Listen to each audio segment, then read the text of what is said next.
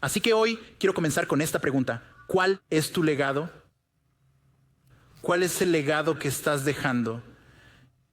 He estado pensando mucho en eso, la oportunidad de oficiar 2 servicios conmemorativos este fin de semana. Y el corazón de cada servicio conmemorativo es esa pregunta. ¿Cuál es el legado de aquellos que nos han dejado? Una era una mujer que vivió una larga vida, una vida hermosa. La otra era una joven cuya vida fue realmente truncada en sus 20s.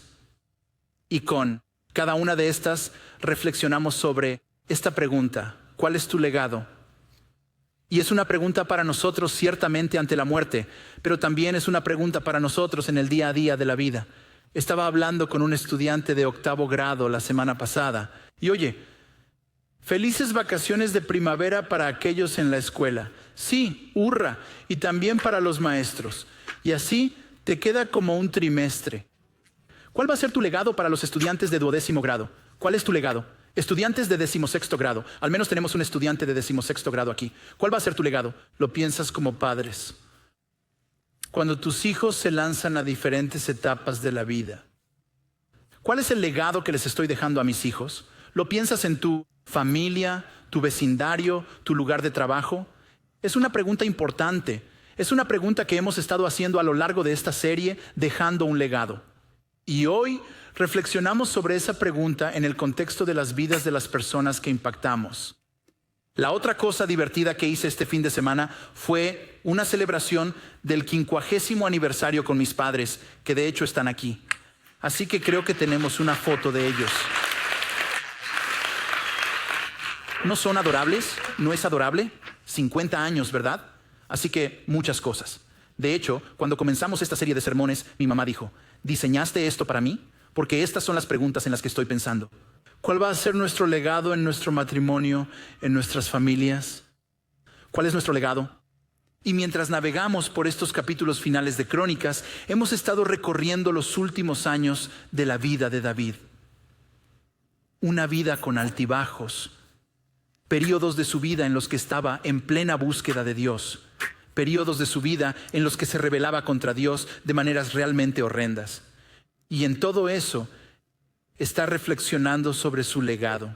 Ahora, lo interesante de David es que deja un legado muy tangible, el templo. Él construye el templo por primera vez. Hasta ese momento, en la adoración de los israelitas, había sido un tabernáculo, una tienda, y ahora se convierte en un edificio físico, algo que queda. Pero lo que vamos a ver hoy es que el legado de David es mucho más que solo el templo físico. Algunos de nosotros podemos tener un templo que construimos, algo físico que perdura más allá de nosotros. La mayoría de nosotros no. Pero la realidad es que para todos nosotros y para David, David no está excluido de esto. El legado más importante que dejaremos es en las vidas que impactamos. En las vidas que impactamos. Quiero comenzar en Efesios 4, donde Pablo reflexiona sobre el cuerpo de Cristo. Ese es una metáfora que usa para la iglesia, el pueblo de Dios reunido. Nos llama el cuerpo de Cristo. Ahora, ¿por qué usaría esa metáfora? Bueno, verás, el cuerpo físico de Jesucristo estuvo aquí hace 2000 años. Él tomó carne y habitó entre nosotros. Y luego ascendió al cielo después de morir y resucitar. Pero su cuerpo sí permanece aquí en la tierra. Y su cuerpo ahora somos nosotros.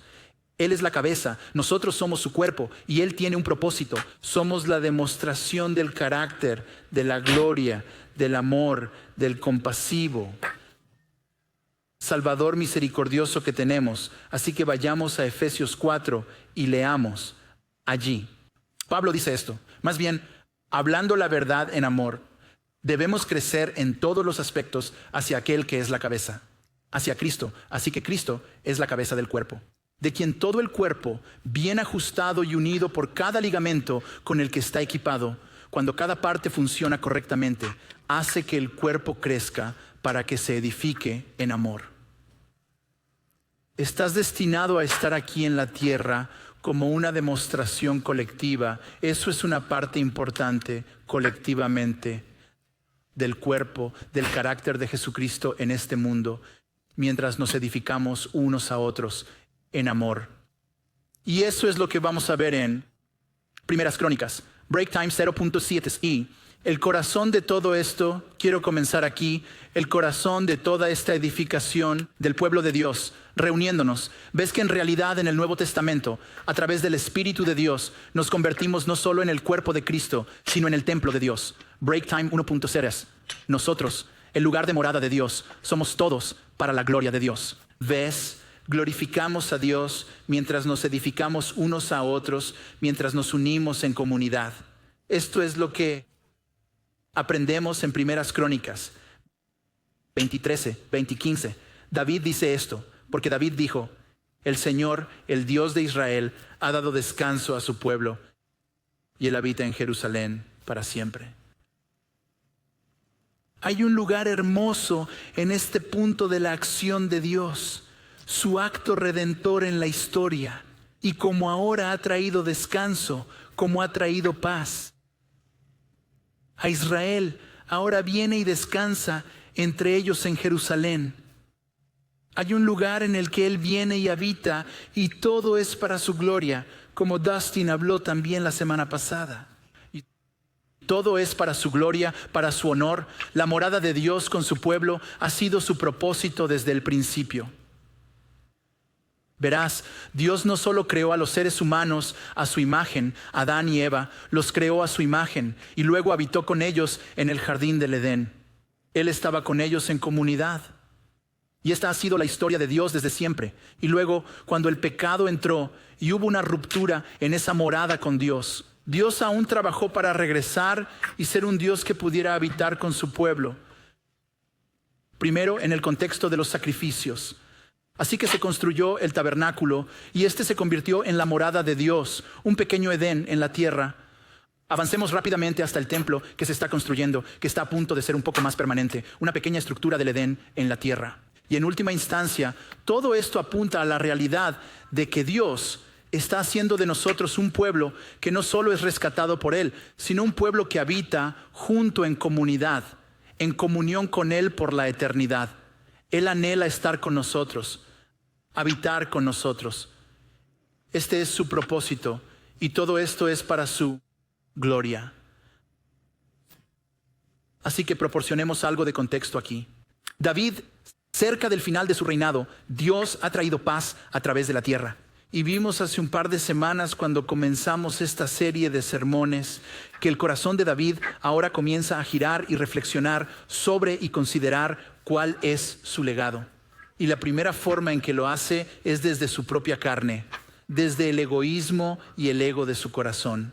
Y así, mientras observa su reino donde hay paz, ya no hay más amenazas, dice: contemos a las personas que tengo. Veamos cuán grandiosos y gloriosos son mis ejércitos. Veamos cuán grande es este reino. Y así envía a los comandantes de su ejército a hacerlo. En realidad, uno de ellos dice: espera, David, puede que hayas olvidado que Dios te ordena explícitamente no hacer eso como rey. Se supone que debes confiar en Él como tu fuerza, como tu refugio, como tu fortaleza. No cuentes a la gente, David. David dice: has olvidado tu lugar, cuenta a la gente, cuenta a la gente. Y Dios viene con disciplina, una disciplina severa sobre David. Le da una opción de cuál será esa disciplina. David elige la opción 3, que es que el ángel del Señor barrerá durante 3 días por Israel y traerá muerte a Israel, tal como lo hizo en Egipto hace tantos años. Y así lo hace. Y Dios se arrepiente. En el monte con Orn en el Jebuseo, David se arrepiente ante Dios. Y es allí, en ese lugar, donde Dios en su misericordia redime el pecado de David, para que en el mismo lugar donde el ángel del Señor se detuvo, allí se construya el templo en el monte del templo. La historia ahora comienza a cambiar, ya que David Hart ahora está arrepentido y listo para que su legado sea sobre Dios y no sobre él mismo. Y al tomar este giro, comenzamos a ver la semana pasada. Ahora comienza a prepararse, comienza a reunir todos los materiales porque no quiere dejarlo solo para su hijo. Sabe que no puede construir este templo.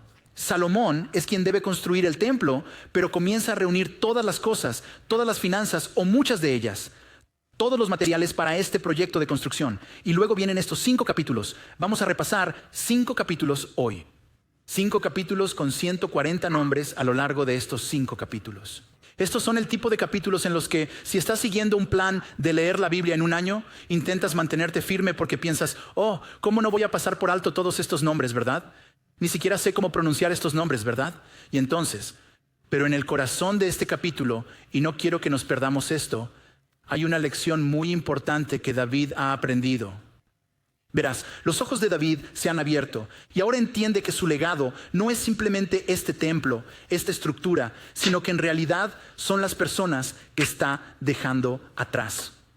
Su legado queda en las personas que se están preparando para construir la estructura y son los adoradores que están liderando la adoración de Dios en esa estructura y más allá de ella. Aquí está la cosa asombrosa que vamos a descubrir. ¿Cómo consigue David todos estos nombres? ¿Cómo obtiene todos los nombres? Bueno, el texto no nos lo dice, pero es bastante obvio. Es a través del censo que realizó. Por su grave pecado, ahora tiene estos nombres.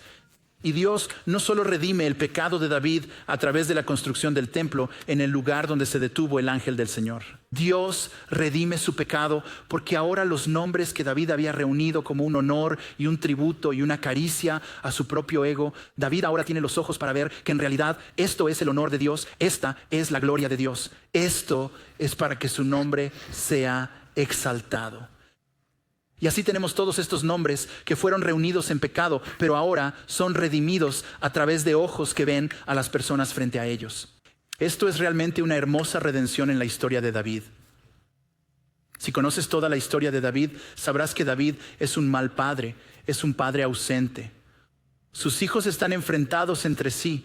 Él tiene favoritos entre ellos. Es hermoso entonces que al final de su vida tenga los ojos para ver a las personas a su alrededor con el valor que Dios estima a las personas. Y así, a lo largo de estos 5 capítulos, no vamos a leer los 5 capítulos completos y no voy a pasar por los 140 nombres. Él va a recorrer una lista donde va a ir parte por parte de lo que es este hermoso organismo. Van a hablar sobre los levitas y los sacerdotes. Van a hablar sobre los líderes de adoración y los porteros. Van a hablar incluso sobre los políticos y aquellos en el ejército. Van a hablar sobre los empresarios. Van a hablar sobre toda la colección del pueblo de Dios reunido para la edificación y el propósito de la adoración a Dios. Y así que comencemos. En el primer libro de Crónicas, capítulo 1, versículo 1, leemos esto. Cuando David era viejo y lleno de días, hizo a Salomón su hijo, rey sobre Israel. David reunió a todos los líderes de Israel, a los sacerdotes y a los levitas. Los levitas, de 30 años en adelante, fueron contados y el total fue de 38,000 hombres. Así que los levitas eran de la tribu de Leví. Ellos eran los que debían ser los líderes de adoración. Tenían responsabilidades más amplias de lo que se pensaría hoy en día de un pastor. Podrías considerarlos como los líderes de grupo en la iglesia, los maestros de la escuela dominical e incluso el equipo de mantenimiento, ya que se encargaban de las instalaciones de la iglesia. Estos son los levitas. Fueron contados y el total fue de 38,000 hombres. 24,000 de estos, dijo David, estarán a cargo del trabajo de la casa del Señor. 6,000 serán oficiales y jueces. 4,000 serán porteros y 4,000 ofrecerán alabanzas al Señor con los instrumentos que he hecho para alabanza. Y David los organizó en divisiones correspondientes a los hijos de Leví: Gersón, Coat y Merari. Los hijos de Gersón fueron Ladán y Simei. Los hijos de Ladán, Shehiel el ladrón. Lo siento, Shehiel, estaba tan preocupado por los nombres y luego destrocé jefe. Lo siento, Shehiel, hombre. Ese no será el último nombre que arruine. Bien, aquí vamos, listos. Shehiel el ladrón, el jefe. Van. Lo siento, Shehiel, está en el cielo como caray, hombre. Es como mi única vez que mi nombre aparece en las escrituras. ¿Me estás llamando ladrón? Shehiel el jefe. Y Setam y Joel 3. Los hijos de Simei, Selomot, Jaziel y Arán 3. Estos eran los jefes de las casas paternas de Ladán. Y los hijos de Simei, Jehat, Sena, Jehush y Bería. Estos 4 eran los hijos de Simei. Jehat era el jefe y Sisad el segundo. Pero Jehush y Bería no tuvieron hijos. Por lo tanto, fueron contados como una sola casa paterna. Y así continúa contándonos el nombre. No es el fin de ellos ahora. Los nombra uno por uno y tiene esta hermosa visión que Dios es glorificado cuando su pueblo realiza la obra de su servicio. Me encanta el contraste. Si alguna vez tienes la oportunidad, te animo a que busques en Google como relatos del antiguo cercano oriente. Ya sabes, relatos de reyes, ¿verdad? Y lees estas historias que están escritas en épicas babilónicas y persas, ¿verdad? Y todo se trata del rey. El rey hizo esto y el rey conquistó aquello. Y luego ya sabes, el rey, y tal vez, si tienes suerte, como el comandante del ejército aparece por ahí, como si todos estuvieran equivocados. Y me encanta la Biblia. Aquí estamos con 140 nombres en 5 capítulos de donadies, de personas como nosotros. Sin razón para estar en las Escrituras, pero ahí están. Porque cada nombre importa, cada persona cuenta y Dios los ve. Y no son solo nombres. Sí, podemos tropezar con estos nombres, pero todos tienen una historia. Todos han tenido un desafío, han tenido algo que superar, han tenido su propia historia de redención con Dios, su historia de rescate, el pecado que han vencido y Dios rescata. Es por eso que hoy llevamos etiquetas con nuestros nombres. Si no obtuviste una al entrar, consigue una al salir. Porque es un recordatorio de que no somos solo rostros sin nombre. No somos solo números, somos personas con nombres que son conocidos por Dios y espero que también por los demás. Somos el pueblo de Dios. Ahora, si escuchaste esto, en el versículo 25 del capítulo 23 tenemos esta pequeña cosa. Él ha dado descanso a su pueblo y habita en Jerusalén para siempre. Ese tipo de lenguaje que el reino de Dios está llegando y se está manifestando en la construcción del templo. Esto se intensifica con la venida de Jesucristo. Quiero decir, la venida del templo no es nada comparada con la venida del Hijo de Dios. Y cuando viene el Hijo de Dios, Él reza esto. Este es Jesús, el Padre nuestro. Probablemente lo conozcas en Mateo 6. Él reza esta oración. Él quiere que el reino de Dios venga más. Él dice esto: oren entonces así: Padre nuestro que estás en los cielos, santificado sea tu nombre. Venga tu reino, hágase tu voluntad en la tierra como en el cielo.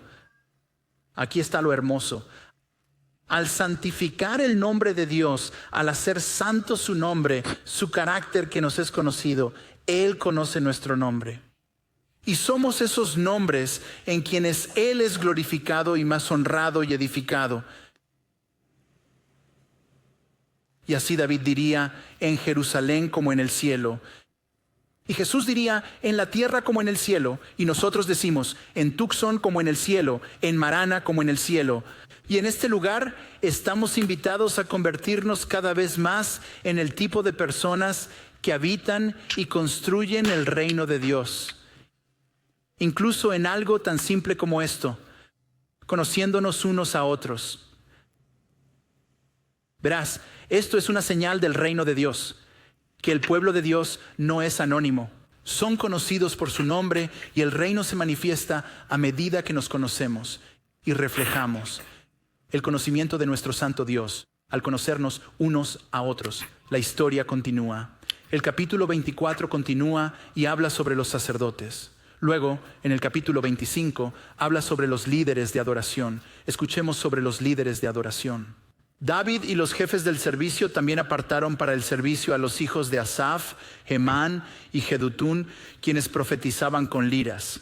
Eso es como una guitarra antigua, con arpas y con címbalos, hasta el versículo 6. Todos estaban bajo la dirección de su padre en la música de la casa del Señor, con címbalos, arpas y liras para el servicio de la casa de Dios. Asaf, Jedutún y Hemán estaban bajo la orden del rey. Estos son los líderes de adoración. Ahora, si has estado en la iglesia toda tu vida, esto no te parecerá extraño, pero si este es como tu primer domingo en la iglesia o eres nuevo en esto de la iglesia, lo entiendes mejor que nosotros, los cristianos de toda la vida. Es raro que cantemos, ¿verdad? Cantamos juntos, ni siquiera es un concierto. Esperamos que tú vengas y cantes con nosotros. ¿Dónde más haces eso? Tal vez Sweet Caroline en la séptima entrada de un partido de béisbol, ¿verdad? Como, ¿quién más? ¿Quién hace eso? Pero esto es lo que el pueblo de Dios ha hecho durante miles de años. Nos reunimos y cantamos al Señor porque lo disfrutamos. Queremos alabar su nombre. Y sin importar si tu voz es buena o mala, cantas una canción alegre al Señor y a Él le encanta. Lo decimos cada semana. Sian acaba de decirlo. Existimos aquí para cultivar una comunidad que disfruta de Dios.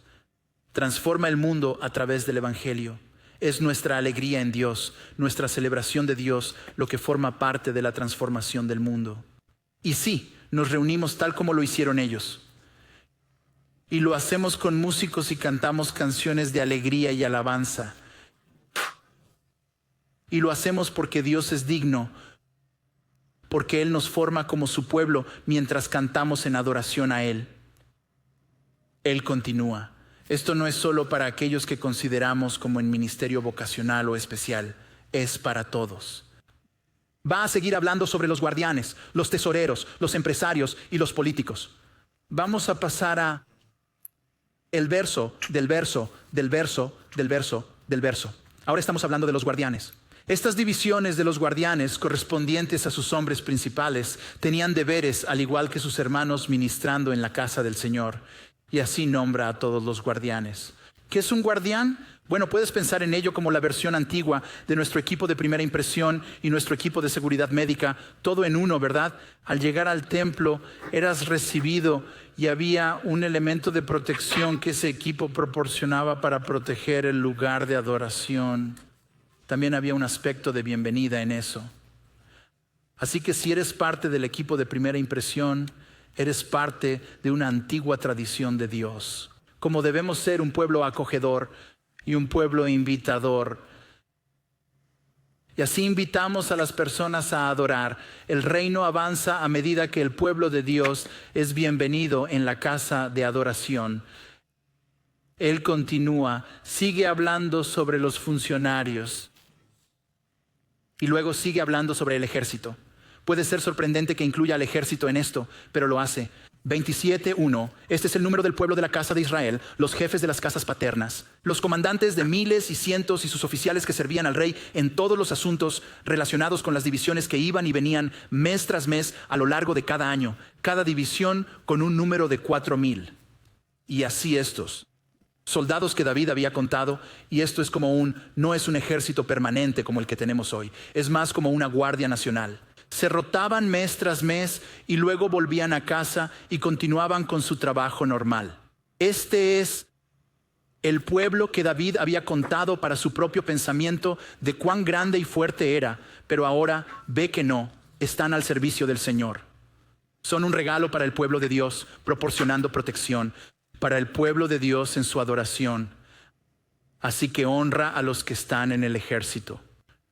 Luego continúa hablando sobre los políticos y ahora llegamos a la parte que habla sobre los contadores y los empresarios al final del capítulo 27. Sobre los tesoros del rey estaba Asmavet, ahí vamos, el hijo de Adiel, y sobre los tesoros en el campo, en las ciudades, en las aldeas y en las torres estaba Jonatán, el hijo de Usías.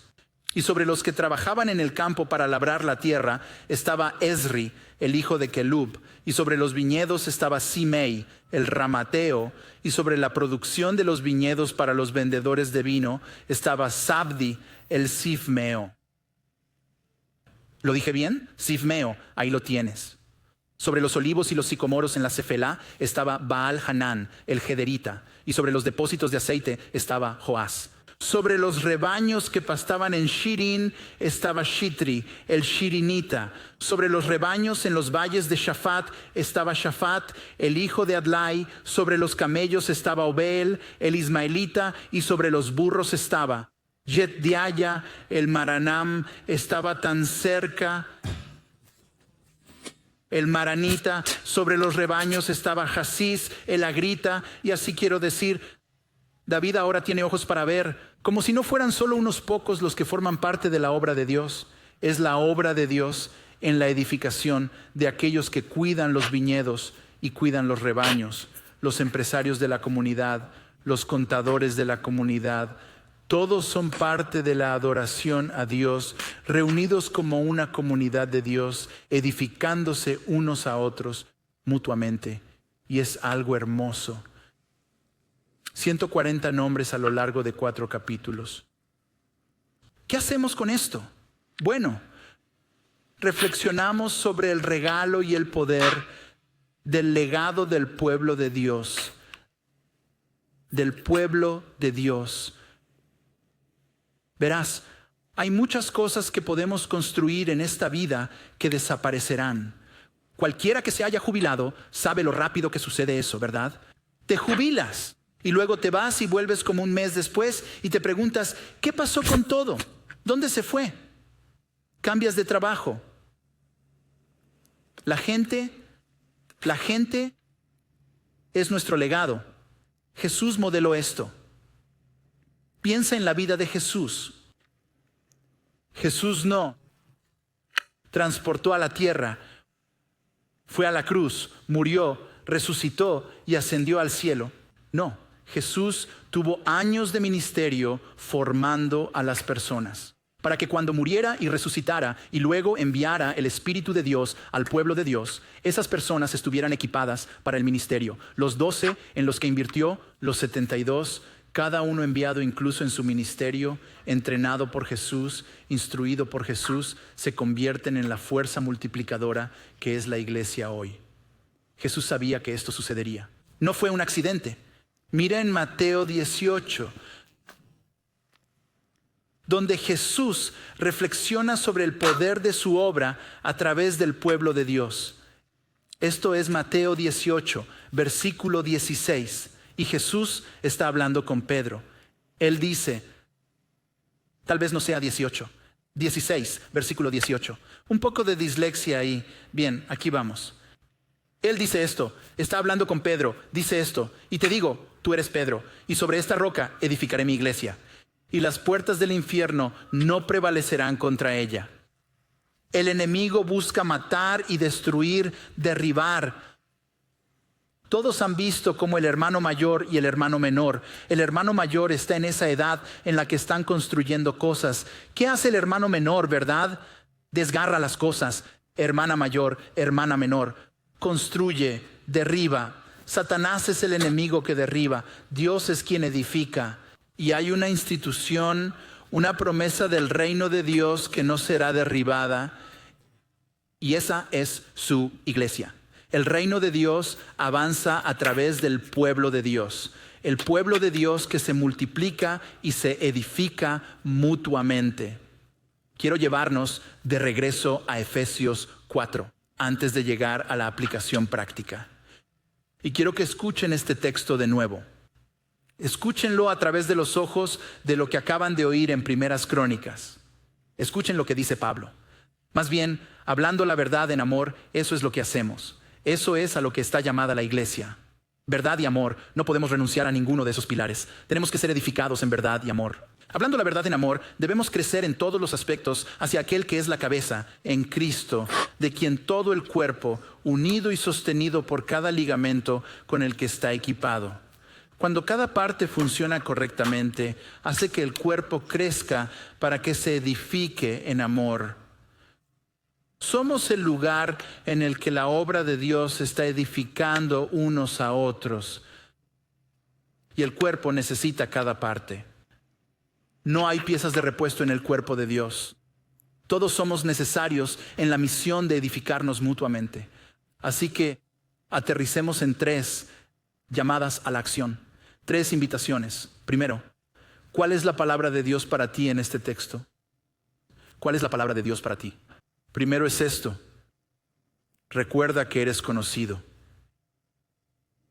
Eres conocido. No hay ningún hijo de Dios, nadie que haya sido creado, que no sea conocido íntimamente, amado, cuidado, llorado, regocijado por tu Señor y Salvador. Él te conoce. Me encanta el recordatorio de Jesús sobre esto en Juan 10. Él dice esto: yo soy el buen pastor, conozco a los míos y los míos me conocen. Jesús te conoce por tu nombre. Él conoce a todos por su nombre. Eso es impresionante, ¿verdad? Como yo no puedo, quiero decir, realmente trato lo mejor que puedo para recordar tantos nombres como pueda. Aquí va una confesión pastoral. Estaba orando aquí con una pareja. Tenían etiquetas con sus nombres después del primer servicio. Y recuerdo, así que ni siquiera miré sus etiquetas porque pensé que sabía sus nombres y estoy en medio de la oración y ella me corrige, ese no es mi nombre.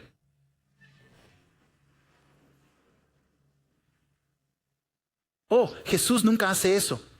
Él te conoce por tu verdadero nombre. Él ora por ti. Hay 8,000 millones de personas en este planeta. 8,000 millones. Todos conocidos por su Creador mejor de lo que se conocen a sí mismos. ¿Sabes que la Escritura dice que Dios conoce el nombre de cada estrella? 8,000 millones de personas en el planeta. 100,000 millones de estrellas solo en la Vía Láctea. 100,000 millones, eso es un 1 seguido de 9 ceros. ¿Sabes cuántas estrellas hay en el universo? Estiman 1 septillón. Eso es un 1 seguido de 24 ceros. Cada una con nombre, pero ninguna más especial e importante que nosotros, tú que llevas la imagen de Dios. Y Él te conoce por tu nombre. Y Él te cuenta. Y Él te escribe si eres un seguidor suyo en el libro de la vida. Quiero llevarnos a Filipenses donde leemos esto. Este es Pablo. Sí, te pido también a ti, verdadero compañero, que ayudes a estas mujeres, que han trabajado codo a codo conmigo en el Evangelio junto con Clemente y con el resto de mis colaboradores, cuyos nombres están en el libro de la vida. ¿No es genial? Así que hay 140 alrededor de la época de David que consiguen su nombre en este libro. 3,000 años después, estamos leyendo sus nombres, pronunciándolos mal. Puede que no tengas tu nombre en este libro. Bueno, tal vez como en que esta Biblia es propiedad de John Beeson, no en la parte real del libro, ¿verdad? Pero estás en otro libro, estás en el libro de la vida. Me encanta la promesa, la garantía en Apocalipsis, donde se nos recuerda el estado de lo que significa estar escrito en el libro de la vida. Dice esto: el que conquiste será vestido de blanco y nunca borraré su nombre del libro de la vida. Has conquistado a través de la sangre de Jesucristo si estás en Él. Nunca borraré su nombre del libro de la vida. Confesaré su nombre ante mi Padre y ante sus ángeles. ¿Escuchas eso? Jesús nunca se avergonzará de ti. Él nunca tachará tu nombre. Si eres suyo y estás sellado y entregado a la eternidad. Y Jesús confesará tu nombre ante el Padre. ¿Qué cosa tan hermosa es esa? La palabra de Dios para nosotros es que somos conocidos. Eres conocido. En segundo lugar, ¿cuál es el llamado de Dios para ti? ¿Cuál es su llamado para nosotros a través de estos 5 capítulos en Crónicas? ¿Qué tiene para nosotros allí? Voy a comenzar en realidad con una pregunta al revés. La pregunta es esta: ¿quién es alguien en tu vida que te ha influenciado espiritualmente? ¿Puedes pensar en alguien? ¿Puedes imaginarlo? Tal vez fue un vecino de al lado que estaba presente cuando tal vez había un padre ausente o un padre que estaba fuera mucho tiempo. Tal vez fue una tía o un tío que te leía historias de la Biblia. Tal vez fue un maestro de escuela dominical que aparecía semana tras semana y se preocupaba por ti. ¿Quién es alguien que ha influenciado espiritualmente tu vida? Ahora déjame hacer la pregunta al revés. Y el llamado de este pasaje, creo, tiene esto para todos nosotros. ¿A quién te está llamando Dios a influenciar espiritualmente en tu vida? No lo digo en un sentido vago. Quiero que sea muy directo. De hecho, tengamos 2 categorías. La categoría familiar y luego la categoría fuera de la familia. ¿Quién es una persona en tu círculo familiar que Dios está empujando e incitándote ahora mismo para ejercer una influencia espiritual en su vida, para nutrirlos espiritualmente? Y luego, ¿quién es alguien fuera de tu círculo familiar a quien Dios te está invitando a nutrir espiritualmente? ¿Te animaría? Escribe esos 3 nombres. Envía una nota de agradecimiento. tarjeta, mensaje de texto, llamada telefónica a esa persona que te ha influenciado espiritualmente. Y luego comienza a planificar con el Señor a quién y cómo vas a nutrir en esas vidas en las que Él te ha llamado a invertir. Porque nuestro legado es a través de nuestra inversión espiritual. La palabra de Dios para ti es que eres conocido. El llamado de Dios para ti es invertir espiritualmente en aquellos que te rodean. Y el llamado de Dios para nosotros, finalmente, el llamado de Dios para nosotros es formar líderes. Uno de nuestros 10 valores aquí en New Life es que las iglesias saludables multiplican líderes. Greg y yo pensamos, y los ancianos piensan, que una de las maneras en que debemos ser evaluados es cómo estamos levantando al cuerpo de Cristo para hacer el ministerio de Cristo. No se trata solo de cuán saludable es nuestro ministerio, se trata de cuán saludable es tu ministerio. ¿Cómo estamos desplegando a las personas en el ministerio? Cada uno de nosotros está hecho para invertir, hecho para contribuir, para edificar, para fortalecer el cuerpo de Cristo aquí. Ser un lugar que cada vez más refleje el lugar del reino de Dios, donde cada nombre es conocido y valorado y nutrido. Mientras estaba trabajando en este sermón, seguía rondando en mi mente este programa de televisión de hace 40 años, Cheers. ¿Alguien recuerda Cheers, verdad? Fue hace 40 años. ¿Recuerdas esa canción? Tal vez recuerdes esa pequeña melodía. Ahí lo tienes. A veces quieres ir donde todos saben tu nombre y ellos, lo siento, y siempre están contentos de que te importe. Quieres estar donde puedas ver que nuestros problemas son todos iguales. Quieres estar donde todos conocen tu nombre. Quiero decir, eso es el anhelo de todos nuestros corazones, manifestado en un programa de televisión de hace 40 años en un bar de Boston. Que podamos manifestar esa realidad mucho más profundamente